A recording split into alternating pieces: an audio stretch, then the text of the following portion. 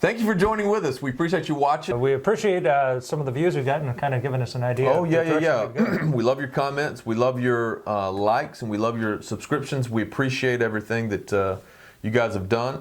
When you look at, how pyramids were built or how the Mayan temples were built, and, the architecture, difficulty with which things were built back then, and that are inexplicable to, big, huge stones that were lifted and put, or something quarried like 100 miles away. Yeah. How did they do that? We don't have the machinery today with all the technological advancements in the earth. We don't have the machines in 2017 to lift some of the stones that were lifted and put in place with the precision that you wouldn't believe thousands of years ago. So, there are people that come up with explanations as far as well, they had thousands of men to lift it and blah blah blah. What we try to do is take things that are inexplicable in the earth and explain them with the Bible, right? So that's what we're going to do tonight, and we're going to talk about giants. We're talking about giants in the Bible. Are giants in the Bible an actual thing? Everybody knows Goliath, and so some people think, oh, he's just a really tall guy. Some people are like, oh, he's definitely a giant. But is there anything else in the Bible that corroborates? How do you say that? Corroborate? Yeah. Anything else that corroborates the existence of giants? Is there any biblical evidence from them, and if so, for them, and if so, what are they?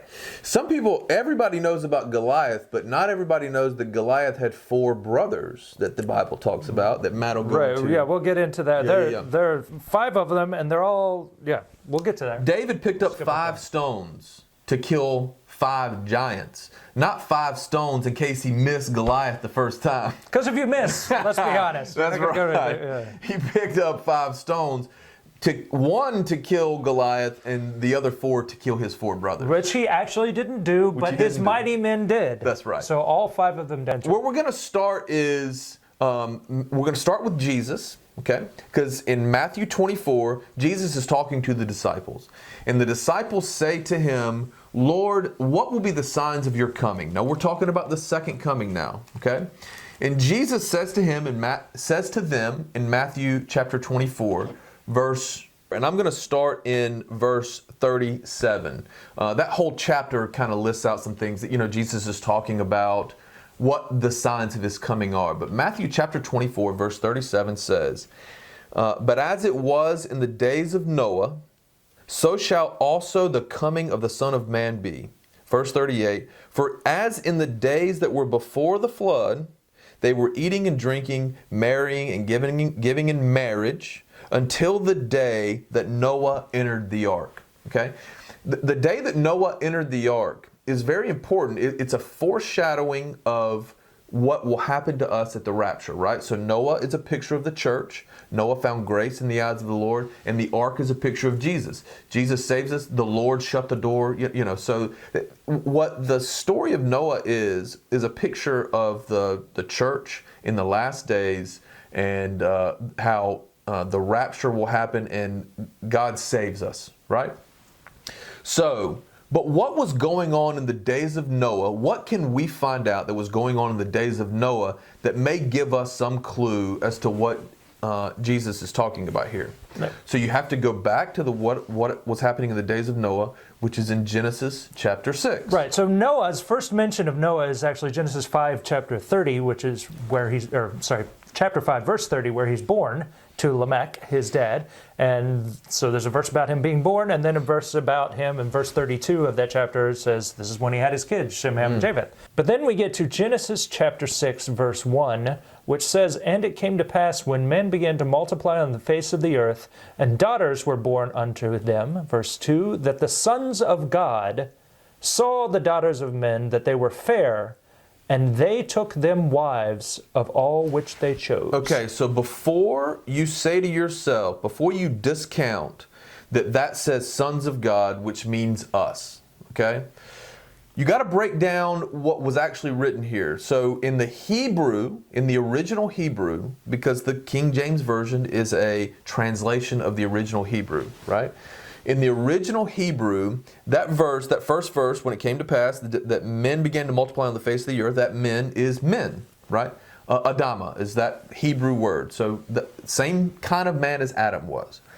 Then when it gets down to verse 2 and it says, the sons of God saw that the daughters of men were fair, that sons there is the word bene, which is bene Elohim, which are essentially angels, right? So when you go study out every time the Bible uses the word sons, they use a different word than they use right here. This sons is referring to angels. Yeah, I mean, we always start, which we didn't start with this video with it, but we always start with 2 Timothy 2:15. Study to show yourself approved, a workman that needeth not be ashamed, rightly dividing the word of truth. What we mean by that is rightly dividing the word of truth is really finding out what these scriptures are saying by studying the word and studying the original text, as opposed to, and you can do that with a Strong's Concordance or a Blue Letter Bible or whatever, right? But studying the original versus the translation. Having said that, study to show yourself approved. So that sons, and you can prove it out to yourself, that sons of God there is talking about angels, not men. Right. Now there's a theory that I don't know who and I don't know when they put out that the sons of God really just means the sons of Seth, and the daughters of men were the daughters of Cain. They use two different words. That's not what it says. No, they use two different words. It literally says sons of God. If the Bible meant sons of Seth, pretty sure it would say sons of Seth. Yeah. So as we read on, the sons of God saw that the daughters of men were fair, and they took them for wives. Okay. Then the Lord said, my spirit shall not always strive with man, for that he is also flesh, and yet his days shall be 120 years. Verse 4, there were giants in the earth in those days, and also after that, when the sons of God, angels, came in unto the daughters of men, and they bare children to them, the same giants became mighty men of old, which were men of renown. Okay? So what this verse is saying is, angels came down, they mated with women, took them for wives, and they bore children to them. And those children were mighty men of renown, mighty men of old, men of renown. Right, and I would venture to say, and this is a bit of a guess here, so this isn't necessarily biblically founded, but possibility, those men of renown are still renowned. If you look into your Greek and your Roman gods, or you look into the gods of the different things, you often see, even in their own literature, when you see something like Hercules being the son of Zeus and the daughter of a regular woman. It's very much that thing. That's exactly right. That's a great point. There is a source material for those stories. Those stories aren't made up. Okay? Right. They're embellished, they're changed around, it changes from culture to culture. But they had a source material. Right. The same thing with the flood myth that they talk about. We've got Noah, and there are a lot of other cultures, a lot of other places that say, around the entire world. China had it, South America had it, they have it throughout. Everybody has a flood myth they talk about. Well, there has to be a source material for that. There's a reason everybody believes in the same flood, and we believe that the Bible is the one that is true. That's exactly right. So you'll also find that there are plenty, you can research this, just Google it. They find skeletons on the earth today of huge men, right? We'll get into Goliath here. I'll let Matt talk about Goliath and his brothers. Goliath was like 9 feet tall. They find skeletons today of men that were in the 30 to 50 foot tall. Right? Huge men. Right. These men that they find the skeletons of today, because once God says that, God says he saw the wickedness of man was great in the earth, and that every imagination of the thoughts of his heart was continually only on evil, and it broke his heart. God regretted making man. And again, to bring back how we started this, that's what Jesus said to look out for as the sign of his coming. So that same sort of corruption That's right. is coming back. Yeah, so that's the beginning of the mentions of the giants. And so if that's all there was, we could kind of skip over and say, okay, well, they were there. You could easily they were write that off. Yeah, but that's not where it ends. And we talk about it, we talk about before the flood, but it said, and also thereafter. Well, when we start to look into it thereafter, and I'm going to come back to Nimrod in a minute, but I want to jump ahead. Nimrod. To Joshua and the, well, it was all of Israel. It was Joshua and Caleb and the other 10 guys whose names nobody cares about because they were the ones who went against God. That's went right. and spied Remember out the 12 spies? Yeah. The story of the 12 spies. The 12 spies went to spy out what was going on in the land that was supposed to be their possession. When they got there, what the 10 came back to say was, this is actually Numbers 13:33 says, and there we saw the giants, the sons of Anak, which come of the giants, and we were in our own sight as grasshoppers, and so we were in their sight. Yes, and we gloss over that. Right. We gloss over the fact that Joshua literally said, we are like grasshoppers to these guys. That's how big these guys were. Yeah, so we read the Bible. A lot of people do this as a problem. A lot of people read the Bible and they go, well, that's clearly, it's figuratively. They just see it as grasshoppers. If it can be read literally, it can be read literally. They saw the giants, giants, the sons of Anak. So that's a giant by name. There are other giants by name. There's Og, king of Bashan, who had a bed that was 13 feet. Ends up being 13 feet tall. Now, that doesn't mean that he was necessarily 13 feet tall, but I'm 6 feet tall. My bed is not 13 feet tall. Right. Would be the point of that. So it's something similar to that. So there are mentions here thereafter.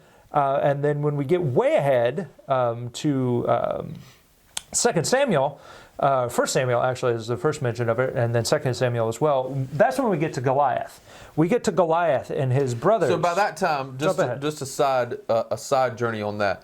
By that time, right, you had started, remember, Joshua and Caleb went and destroyed that whole Canaan. Right? All the giants that were in that land, they destroyed them. Caleb said, give me the mountains. Like when they finally, 40 years later, were able to go in, he was like, give me the mountains where the giants are. I'll clean them out. That's right.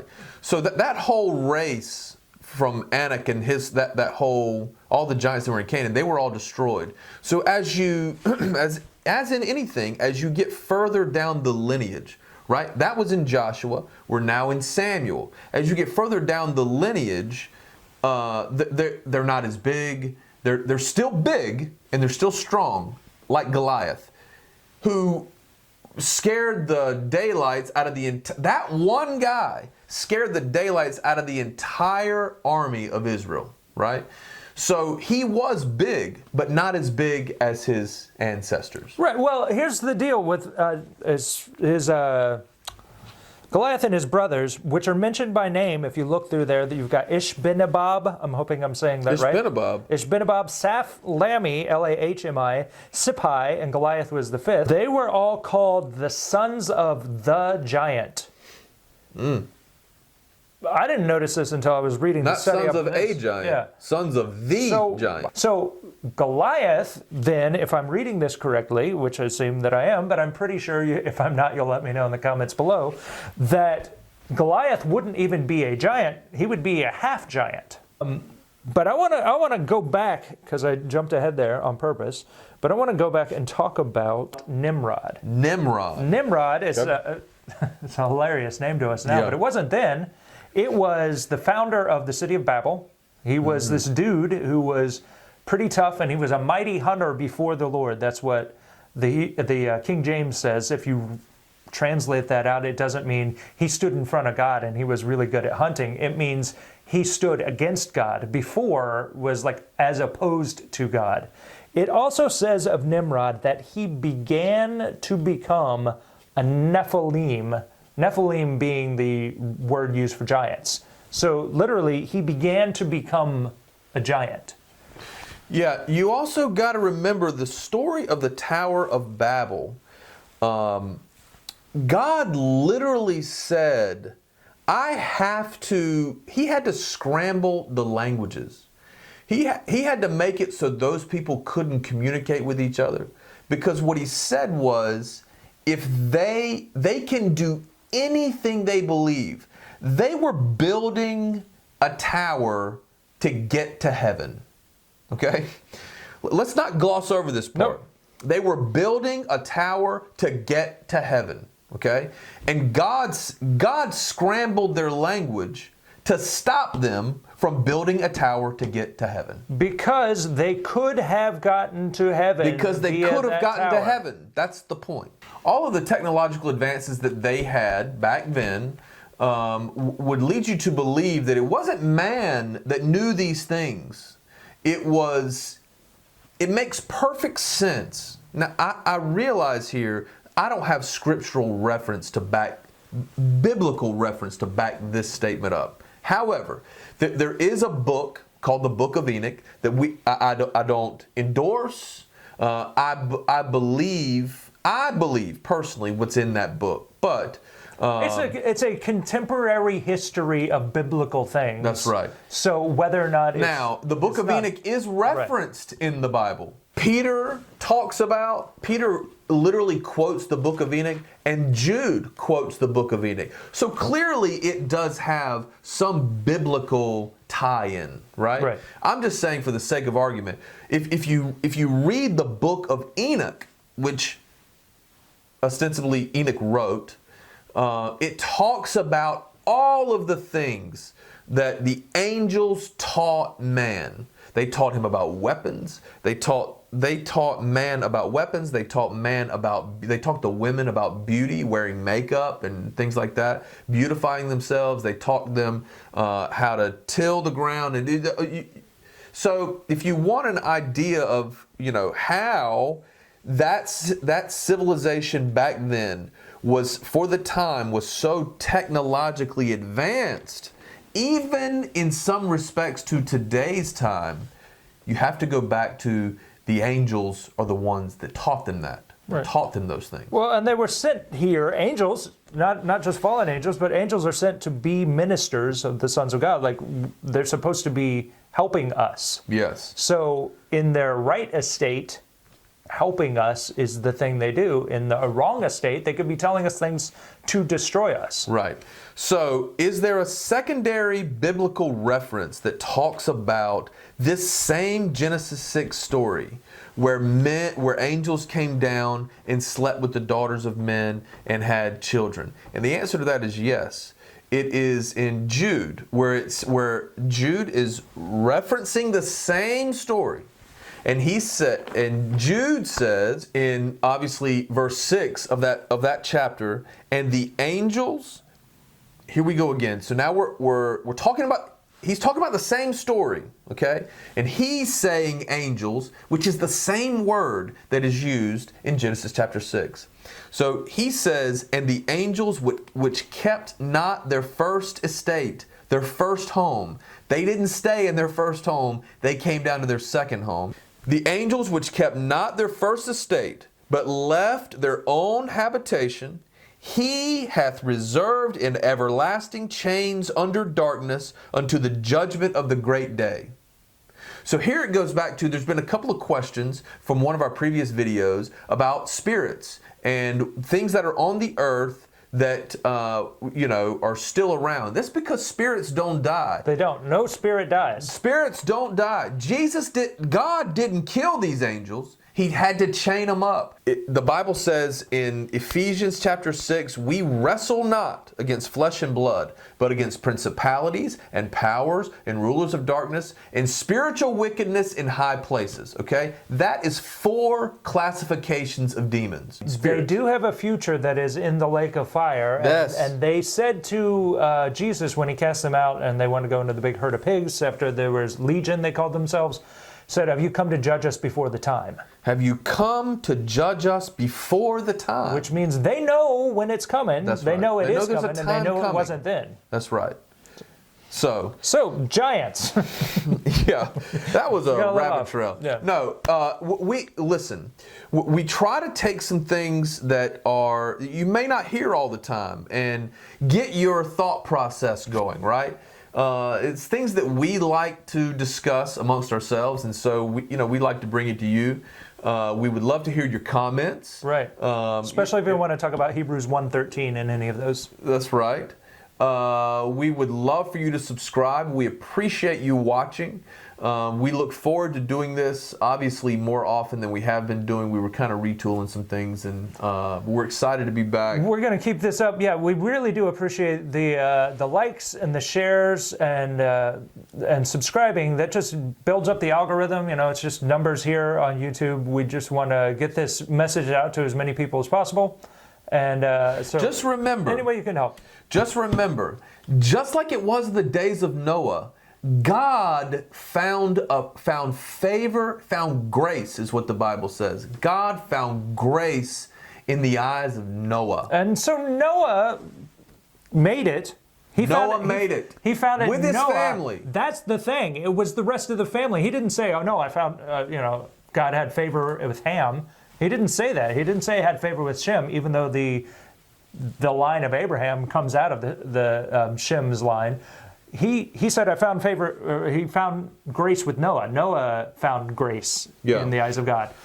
All the family got to benefit from Noah. It's the same way with us. No matter how wicked this earth gets, no matter how corrupted the flesh, the men on this earth get, and how corrupted the earth gets, God finds favor in the eyes of the body of Christ because of what Jesus did for us.